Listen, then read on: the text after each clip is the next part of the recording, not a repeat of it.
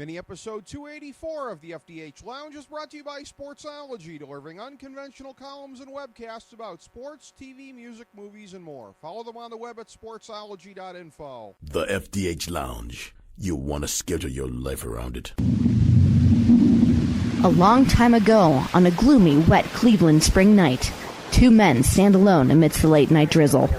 Their voices echo across the vacant station parking lot as they debate the merits of the great American radio show that have been missing for far too long.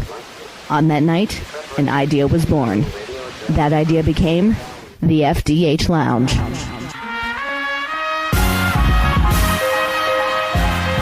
Welcome to the FDH Lounge. Hello, everyone. Welcome to FDH Lounge mini episode number 284. This is FDH Managing Partner Rick Morris. We've got another one of our great FDH Lounge dignitaries here with us today. We broke down the NBA recently on the program, looking at the Summer League, looking at the summer transactions, but primarily the developmental play with the Summer League, the young guys, how they were doing. We took a look at them when they were in Orlando about a week or so ago. It was so much fun. We're going to do it again. We haven't done this previously on the show, getting into the in-depth summer analysis of the NBA, but it was tremendous. As we did last time, who better to do it with than good friend, longtime FDH Lounge dignitary, and managing editor of that NBA lottery pick. And you can check out all the great information there at that NBALotteryPick.com. Good friend, Ben Chu, joining us again. Ben, how you doing, my friend? I'm doing very good, Rick. How are you doing on this Sunday? We're in two different sides of the United States right now, so East Coast, West Coast. I think it's so far been a very cool day, hopefully for you in the Ohio Basin at this period of time. Yes. A little better here in the greater Cleveland area than it has been. I trust in the Pacific Northwest you're keeping it cool as always. And neither one of us, it seems, subject to some of the throes of Mother Nature the last couple of days, like the folks down in Las Vegas. Weather-wise, that's been something that's really been threatening to push the Summer League off the top of the headlines, it seems like. Those folks there are not used to getting the monsoon-like conditions that they have been in recent days. Oh, yeah, especially. And then for the end of the consolation round, they had one final game at the Cox Pavilion between Dallas and Chicago, and there was a possible leak in the roof that possibly would have canceled that game if the rain started to fall down and onto the court, because obviously it's a consolation game. It doesn't really matter. And they were able to finish the game out, but that just seeing some of the pictures being shown during that delay, it was a torrential downpour that I don't think Las Vegas has ever seen, at least in the last 50 years. No, I understand there was some standing water on the floor at Caesars, which in and of itself sounds like something that I don't quite know how that would work, because the parts of Caesars that I'm thinking of, if they're thinking casino floor, that's raised up from street level there in Las Vegas. So I don't exactly know the mechanics of how they would have standing water there, but yeah, it just you and I were talking about this a little bit off air. 0.22 inches of rain, I believe, recorded at McCarran International Airport on Friday, which set a new record. And you and I are just wondering, well, how can that be a record out there? I think we were both assuming that the water must just evaporate when it hits the ground under normal conditions, and that's not even getting logged as counting until a certain point here, which I suppose makes sense because of all the heat out there. But just really, really strange timing that we were going to do this segment anyways, and Mother Nature ends up inserting herself into the story. Considering how the play was at the beginning of Summer League, going into the end, going into this tournament bracket round, it makes a lot of sense of how you can make comparisons to how the rain was falling for certain guys like Dennis Schroeder and C.J. McCollum, and the actual rain that possibly could have canceled a Summer League game. I'm pretty sure that in the history of the Las Vegas Summer League, and I looked this up to double-check this, which it dates back to the early 2000s, that no game at the Summer League has ever been canceled because of a rain delay or any sort of weather delay. So thankfully they were able to complete that game, and we are able to move on and talk about this tournament format that we're in for the first time. Absolutely. Yeah, it's a different format this year. We've talked about that a little bit in the previous segment and a little bit off air. And again, it adds a little bit of extra intrigue out there to the way that things are going. And the way that everything had slotted in terms of the semifinals coming into the weekend, third seed Phoenix against 18th seed Miami, top seed Golden State against number 5 seed Charlotte. So you have a real grab bag of teams around the association there when you're looking at that Final Four. And I think you do, and it in a way it builds a testament to how the Summer League plays out for certain teams. Like for the first matchup of the day, Phoenix and Miami, I like to say those are two completely separate teams in differences, because Miami, who the bulk of their team came over from the Orlando Summer League, they don't have any real big names on their team outside of Jarvis Bernardo. But considering how they've played of late, they've played great team basketball, been able to move the ball really well. One standout guy I have to take note of is DJ Kennedy. He has the ability to get to the hoop, and his three-point shooting has been much improved throughout this tournament. And in the totality for Phoenix, if you look at their team, it's essentially almost their starting lineup or backup reserve players for the team. Both of the Morris brothers are playing in the Summer League, along with their draft pick last season, Kendall Marshall. And then you have a bunch of those NBDL guys who have experience, who can put together solid performances for Phoenix. So looking at that overall, I'm going to assume, Rick, as you probably would too, I think Phoenix is most likely going to take it. But it wouldn't shock me if Miami's a little bit, since none of those guys are guaranteed roster spots, they're a little bit hungrier. Exactly, and I remember joking with you off air the other day about teams like Phoenix or Minnesota to a certain extent if you're taking K-Love out of the equation and maybe Rubio. But the teams that are going to have the advantage in something like this, and I think it's less of a joke than the truth, are the ones where if you were to look at their Summer League roster, there ain't much difference between what their regular NBA roster is going to be versus the Miami Heat. There is a galaxy of difference between who's suiting up for them in the summer and who's suiting up for them when it counts. Right, and especially for Phoenix, one player that I forgot to mention, Archie Goodwin, had a fantastic game last night going into the semifinal round. And I think overall, especially with a lot of guys like Archie Goodwin who came out of Kentucky who didn't exactly have the greatest years there, it really feels that you have to make an impact. And it seems at certain points these guys have to find ways to break out. And for Goodwin, his big breakout game was last night because he had an absolutely fantastic performance for Phoenix against Toronto. You know, and that's a guy that I talked about last time we did this segment on the show. Again, it's so intriguing to me in this microwave age that we live in now, how you go from being red hot to ice cold, really in the blink of an eye. Part of one of John Calipari's patented huge recruiting classes at Kentucky last year. Okay, I understand that. He didn't have the greatest of years relative to expectation, and maybe more to the point, neither did the rest of the team, which maybe kind of reflected on a lot of them pretty poorly, although it didn't seem to really stick to Nerlens Noel that much, maybe because he was injured and missed the worst parts of the season. But a guy like this, I didn't understand how he slid as much as he did in the draft, because you had a draft where really past only a tiny handful of picks, you were just gambling on upside, or you were gambling on this or that or whatever. The notion of a lot of teams going for guys with lower ceilings than Archie Goodwin, but maybe more of a sure thing in their mind, I don't understand that, Ben. It was a very poor draft. I don't understand in a poor draft how you couldn't like the upside. I'm not just playing 20/20 hindsight here, because I've been saying it all along, and who's to say if he's going to keep this up that much, but he certainly showed what he's capable of, didn't he? Yeah, especially at Kentucky. He showed flashes in his freshman season, and it felt to me at least that he has the talent to be a good player, or at least a good role player for Phoenix.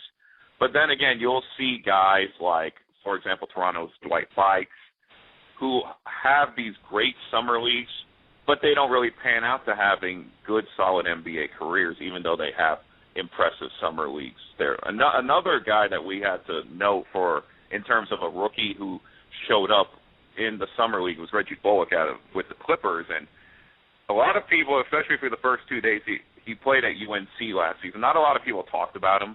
He was a great talent, but he can shoot the ball, and there's a lot of talk that he might be that 10th or 11th guy for the Clippers that can come in and just make shots. Well, in talking about these kind of players and in talking about L.A., there's another example of this I'd like to ask you about, that being Lester Hudson, who has been making a mark again here a little bit with summer league play. I remember his stint with the Cavaliers where he looked like a world beater towards the end of the season about a year or so ago. What is it with guys like that, and what does Archie Goodwin need to avoid and players like him as far as getting cast as just a spotty kind of a player, somebody who doesn't show up all the time. Essentially, what's the difference between guys like that and guys who are able to do it on a more consistent basis and be at least borderline star players in the league? I think, Rick, overall, it's really just two things. One, it's being able to be consistent with your game, but being also to make the correct basketball IQ plays. Because for a lot of these players, especially coming out of small colleges, they were the man. They were the guy who was supposed to come out and produce. And you will see a lot of these guys, they can put points on the board. But at the end of the day, they have to figure out how they fit within a team structure. And through a lot of the analysis from the Vegas Summer League is that a lot of the players are still trying to find their own little niche in the NBA game and with a certain team. Two other guys that I would think right off the top of my head that would be beneficial to that would be John Henson of the Bucks and Thomas Robinson, who's now with the Portland Trail Blazers. Those are two premier talent guys that came out with their draft classes, and they just never panned out. But right now they're trying to find their roles. They're trying to get better. And the best part about the Vegas Summer League is you're allowed to work on your tools, work on your shooting, work on your passing, work on those effort plays and rebounding without having to worry about, well, we're going to lose this game. It's one of those very few things that explains to me why I like the NBA so much, is that we have the opportunity to look at some of these guys and see how talented they are. That's true. Something like this is a tremendous window onto guys like that. And when you're talking about the supernovas of this summer, relatively speaking here, I'm not even sure that the guy's going to make the rotation next year for Golden State, but he's sure making a good effort at it as we're speaking right now.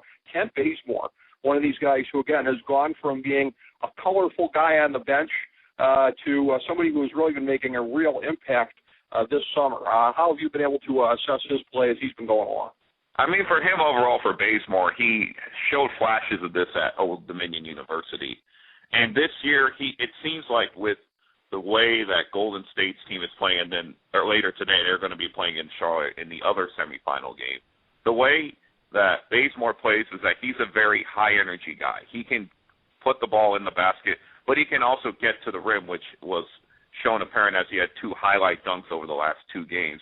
And I think specifically for Bazemore, with the leaving of Jarrett Jack to go to Cleveland, I think Bazemore has the perfect opportunity to fit in as that second guard off the bench that can come in and get you easy offense when need be.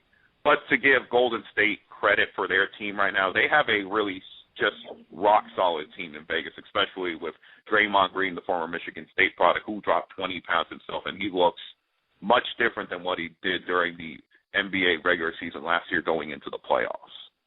Well, that can make a world of difference, conditioning, particularly if you're at the fringes of the league, as so many of the guys in this whole tournament are. When you're looking at Bazemore's play, I know that from some of the notes that you'd given me, your thoughts on play in the tournament thus far, the young guards overall, you go beyond Bazemore, but it seems like one of the real stories of the tournament here, Ray McCallum, C.J. McCallum, Dennis Schrader, the way that they've been looking out there. So what do you think this tournament has told us about what their futures could be going into the next season? Honestly, I think a lot of them are very bright. Dennis Schrader didn't exactly have the best summer league numbers. He currently finished average of about 11 points and 4 assists.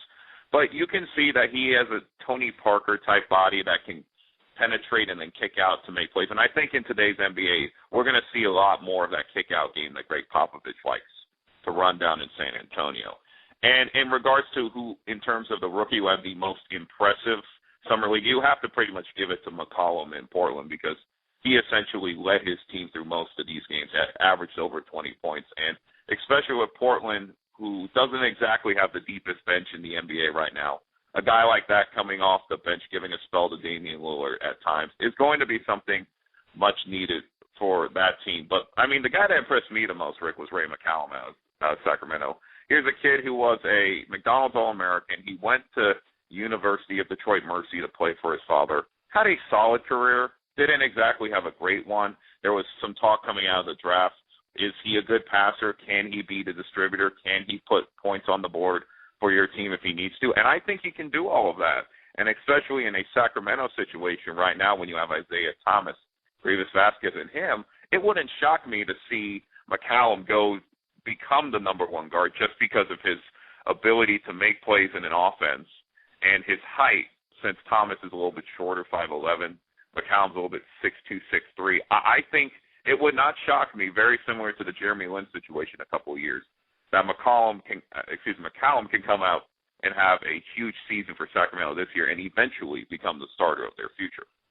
Yeah, I guess anything's possible. We've talked about this previously on the show that one of the biggest messes in the league the last couple of years has been putting together the attempts to put together a rotation in Sacramento and assigning consistent roles to people. So, yeah, it would seem like anybody's got a chance to kind of emerge if they play well enough there, at least for a period of time. The Schrader comparison to Tony Parker, I hadn't heard that before, but I find that very intriguing just because that's a guy that was a real sleeper in the draft, a real hipster pick. I kept seeing a lot of chatter in there about, whoever takes him somewhere in the teens is going to be real happy with him. Good developmental prospect down the road, good upside. Very, very interesting because, again, you look at another guy coming over from Europe, Tony Parker, and there was a little bit less chatter about him at the time. He slid further in the draft, but it was that same kind of vibe, I suppose, a guy that you're taking for the future that you're hoping is really going to kind of develop. So from what you're saying, that could pan out very, very well for Atlanta in the years to come. And that, in a way, it makes their re-signing of Jeff Teague a little more interesting at that time, but I think they're probably going to use Schrader, bring him along very slowly, similar to what Popovich did with Parker in San Antonio. And then speaking of other Atlanta Hawks rookie, Lucas Nogueira, the 7-footer, who everyone's going to remember him for his afro under the Boston Celtics before he got traded to the Hawks. He had a fantastic defensive effort in the final couple of summer league games because he's a guy who's a big, rangy guy. He has sort of like the Anthony Davis body, but you can tell he has that shot blocking ability, very similar to Dikembe Mutombo at the end of the day. And it feels that if Atlanta's going to use those two as their core guys going into the future, I think they have the possibility to put together a very good team. And it's going to be interesting to see in the next 2 to 4 years what Danny Ferry decides to do with that roster.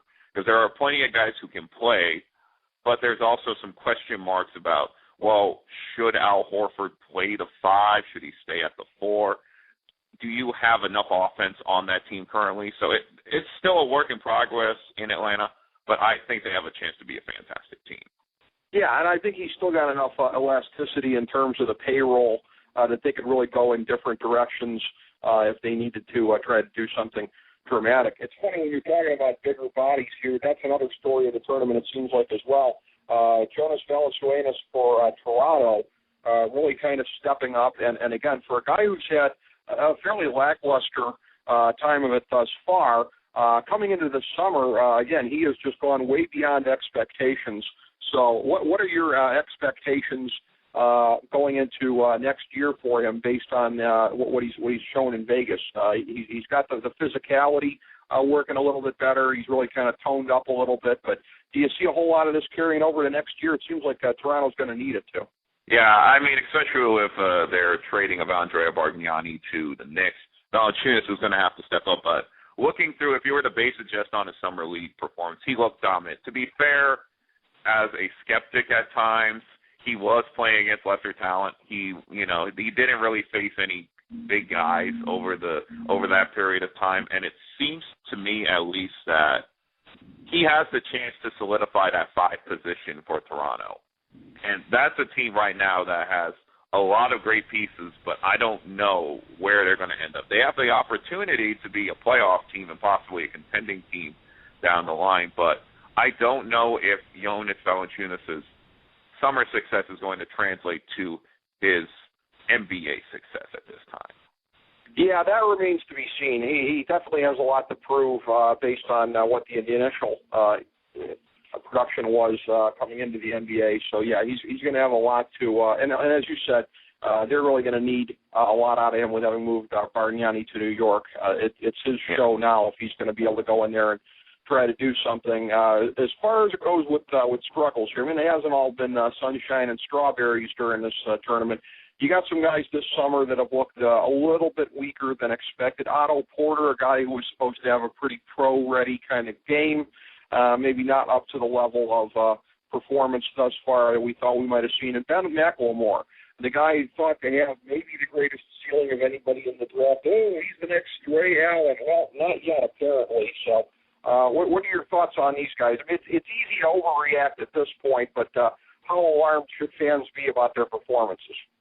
At this point, I really wouldn't think too alarmed, especially in the case of McLemore, who had just 2 awful games to start his Vegas Summer League. He started to come on later going into the consolation bracket rounds, and he has the talent to be a great player, and the real question is his ability to hit the 3 at the NBA level going to be tested.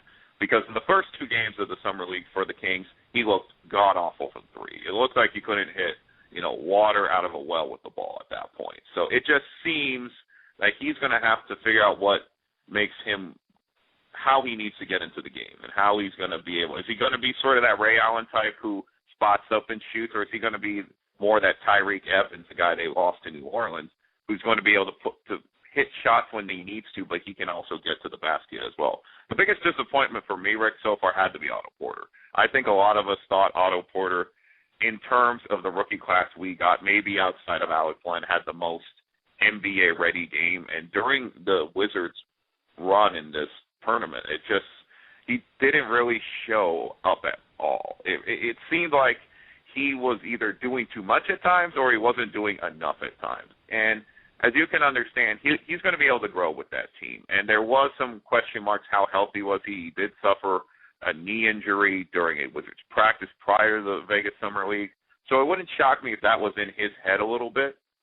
But it's going to be confusing. And, I mean, there were plenty of guys during the Summer League who struggle, who end up having solid careers. But at the end of the day, just looking at the way Porter played, I'm not too impressed. And maybe he was one of those situations where he was the best player on a really balanced team.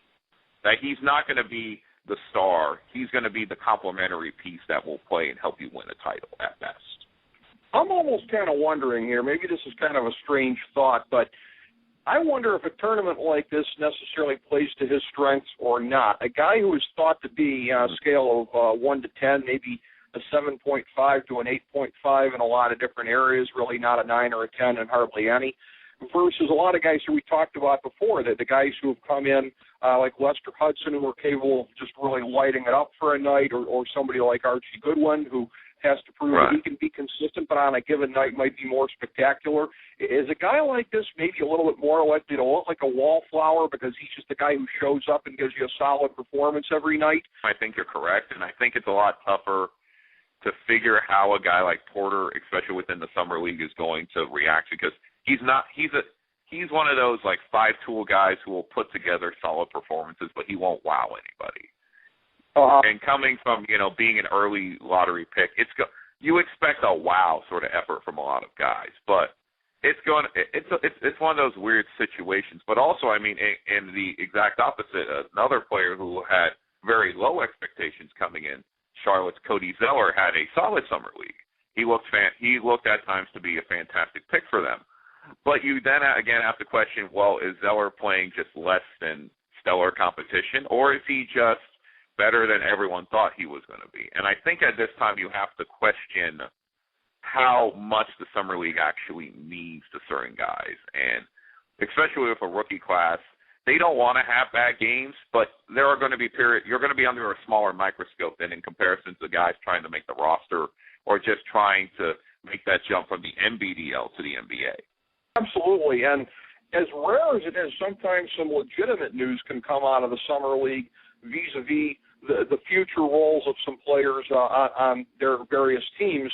And that one example being in my hometown, Cleveland Cavaliers, some news made as Mike Brown had been out there checking things out and made the definitive pronouncement, Dion Waiters will be almost completely at shooting guard this year, which is not a big surprise. Jarrett Jack's a combo guard. He can assume the backup duties for Kyrie Irving, at point guard for the Cavs. So when all three of those guys are healthy, and that's the proviso I think you have to make, that Waiters is going to be playing pretty much just shooting guard. So it's rare, but once in a while you will have something take shape like that, and then that, of course, gave Waiters something to focus on. Okay, I need to solidify my game at the 2 guard, not maybe necessarily have to worry about having the handle too much. And I think especially with the Summer League, and we've said this in Orlando during that period of time, and then we said it about Vegas too, is that there are a lot of guys who are just trying to improve their game in a more structured setting. And outside of, minor league baseball or spring or fall baseball for professional baseball players, there's not really a lot of that in the other professional sports leagues, and that's what makes the NBA a very unique place, because you can have these younger guys come in and practice and get better, and that's exactly what you need. You need a structured format to do that in, because sure, you can go play in the Drew League or the Goodman League, but those are just at best exhibition games where you're not really trying to do anything special. You're just trying to make yourself a highlight that you can put on YouTube and then tweet out to all your followers at best.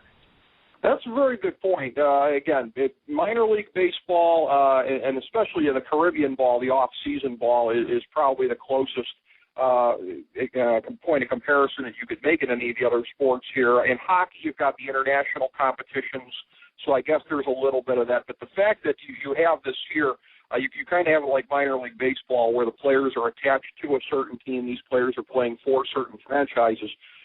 Again, it really does make it unique and something for the hoops fanatics to really be able to follow and sink their teeth into. Before we hit a few just general NBA headlines to wrap up here, any other thoughts on Summer League we haven't hit yet?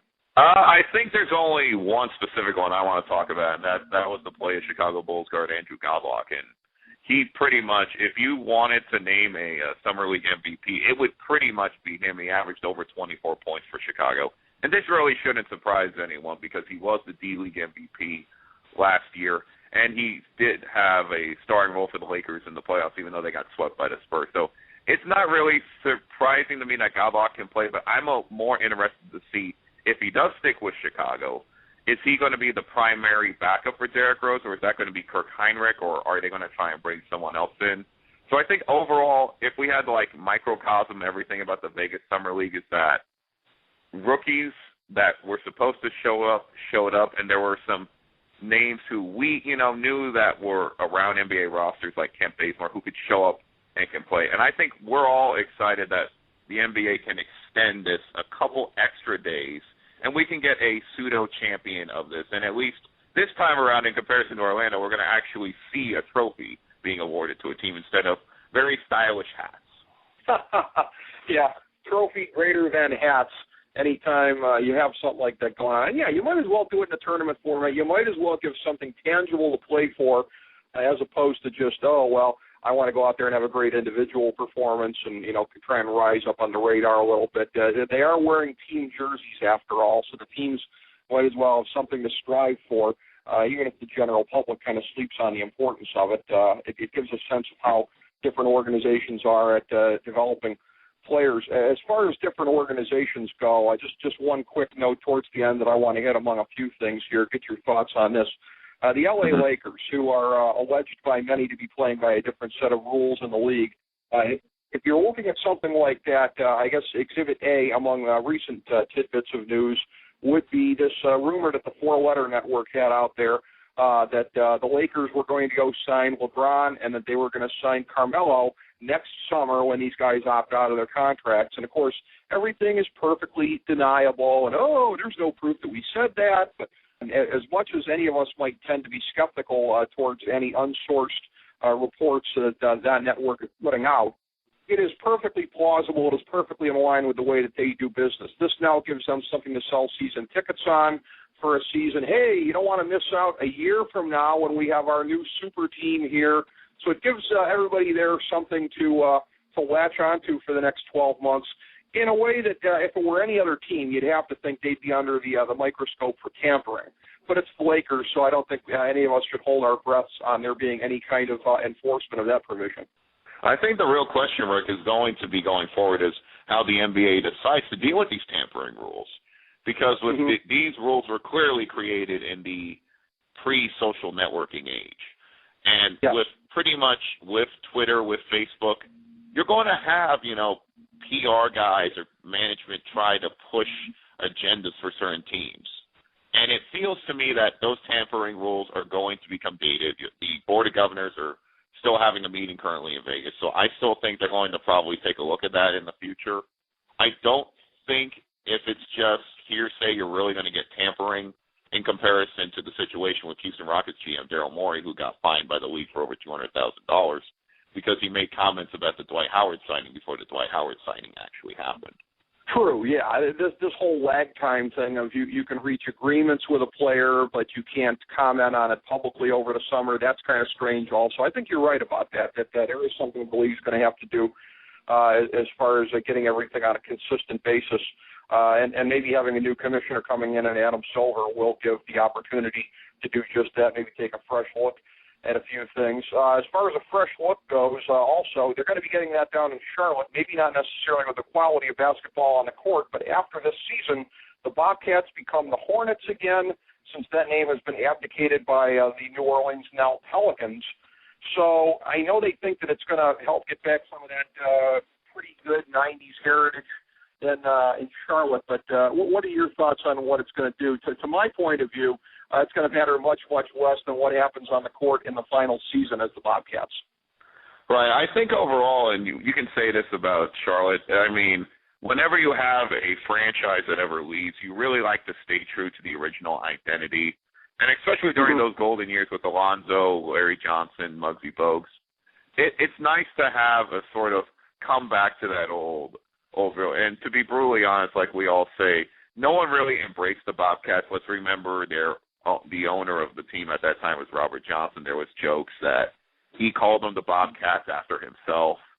So it's going to be a good thing for the Bobcats turning into the Hornets. I just don't really see how much of a big difference it's going to make overall, mainly just because the only thing it can really do is it will give some goodwill and it will sell some jerseys, sell some tickets. And you might see some throwbacks of like Rex Chapman or Muggsy at games now. But at the end of the day, it's all about, and there's been this talk during the discussions during the Sonics Kings move about local pride and civic pride. And if the Charlotte NBA franchise wants to go back to their roots, there's nothing wrong with that. But at some point, we're going to have to try and talk the Utah Jazz into giving the Jazz name back to New Orleans and giving Utah, a better, more applicable name at that point. I have no idea what that would even be. Look, I'm just saying, I think the Utah Mountain Lions would be a good name. It might. There are several ones that would be extraordinarily politically incorrect, I suppose, that come to mind if you're talking about Utah and some of the alleged lifestyle things out there. But yeah, that would be an interesting contest to have on what would be replacing the Jazz. The other thing that kind of jumped out at me in the last week here, a tale of two markets here. Brooklyn, with their gazillionaire owner, going to be shelling out way above the luxury tax level, paying an insane amount next year, the year after, and into the foreseeable future, versus Oklahoma City, which is getting a little bit of coin back from the league for the Kevin Durant contract. Very interesting.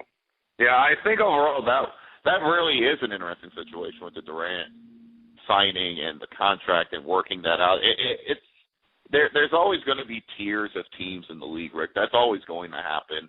And it doesn't shock me that a team like Oklahoma City, who under, the shady negotiations got to Oklahoma City at that period of time, if they could get a little bit of money back from the league. But, I mean, if we're going to go towards talking about Brooklyn, I think Prokhorov knows that his team has a shelf life at its current state.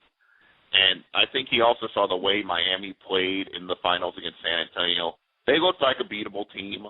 And he thought, if I can acquire enough pieces to make my team 1 through 5 as balanced as they are right now, they can win a title there. It would not shock me to see them win the NBA title next season.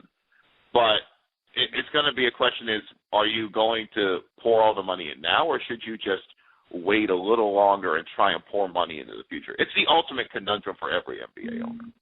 Well, two thoughts about what you said about the markets there, Ben. First of all, in Oklahoma City, I'm sure Sam Presti is sitting there going, hey, could have used the extra jack last fall before we had to get ripped off on the James Harden trade. And as far as it goes with Brooklyn, you talk about expiration dates. I don't know. My sense is the expiration date on that particular label of players might have been May 2011. That's just my sense. I mean, that's my sense too, Rick. But in terms of the balance of power in the Eastern Conference right now, there's only 3 or 4 teams that I can see coming out of the Eastern Conference and going to the finals. It just seems to me at that point, the balance that they have, and in terms of how solid their bench is currently for the Nets, it seems to me that they're going to be a contender. The real question is, are they going to have enough to get past the Indiana Pacers and make that big push at the end of the day? But if you can't, for what everyone used to say about George Steinbrenner, you really can't blame someone who has the money to spend it and wants a championship. At the end of the day, I think a lot of owners in every sport don't play to win a championship. They play for the sake of making money and trying to build their brand at the end of the day. Oh, that's true. That's true. And here at the very end, at the risk of being a little bit of a homer, if we're talking about owners that have that point of view, you got to put Dan Gilbert in the discussion. They had the press conference this week announcing the signing of Andrew Bynum. If the guy has enough cartilage that he's able to regrow in his knees miraculously with modern science, him, Kyrie, next June, a man can dream, can't he, Ben? I think he can, and again, the thing we noted in our last podcast was that his contract is built in a way that Cleveland is really not giving up any cap flexibility or any high risk. At best, Bynum's going to make $6 million this year, and considering there are a lot of other players around the league making $8 to $10 million who don't even have his potential or ceiling, I would rather waste $6 million on a guy who might not play the season, but have the possibility to be my starting center. And if looking across the league, Rick, outside of maybe 3 or 4 guys, if Cleveland can get a center, they will be a notable competitor considering how Kyrie, Deion Waiters, and Anthony Bennett play out this season. Yeah. In the words of the great Michael Scott, absolutely. That is definitely correct. But, Ben, always a pleasure breaking down the hoops with you, my friend, and we'll have to do so again very soon as the 2013-2014 season takes shape. It's going to be a historic one, the last year of David Stern, the last year before next year's big draft, which is going to be the biggest one in 11 years. You got a lot of teams that are openly tanking at this point. The last one before LeBron, Carmelo, et cetera, all end up opting out allegedly next summer. It's going to be huge, and it's going to be great tracing it along with you, Ben. Oh, I think it will be too, Rick, and I'm excited as anyone for Andrew Wiggins' Tankapalooza. Yeah, and the Jabari Parker Consolation Prize, not too shabby for the number 2 team either. We'll keep following this sucker as it goes all the way along. Thanks for being on, Ben. Thank you all for tuning in. FDH Lounge mini episode number 284. As we bring the show to a close, we would like to extend our deepest gratitude to NBC, CBS, ABC, Fox, all Clear Channel affiliates, TNT, TBS, USA, UPN, Deadspin.com, YouTube.com, YTMND.com, MySpace.com, various blogs, Fox News, CNN, CNBC, MSNBC, IamBoard.com, Billboard.com, Google.com, ESPN, ESPN2, ESPN News, ESPN Classic, NBA TV, NFL Network, Sports Time Ohio, Athlon Magazine, Comedy Central, Cartoon Network, The Boomerang Channel, QVC, BET, The Spice Channel, Steno Notebooks, Manwich, Papermate Office Supplies, Waitresses, Strippers, Bartenders, Garbage Men, Janitors, Microwave Popcorn, the writers of The Office, Scrubs, Entourage, My Name is Earl, Oz, Metalocalypse and the Boondocks, Aquafina, and The Periodic Table of Elements.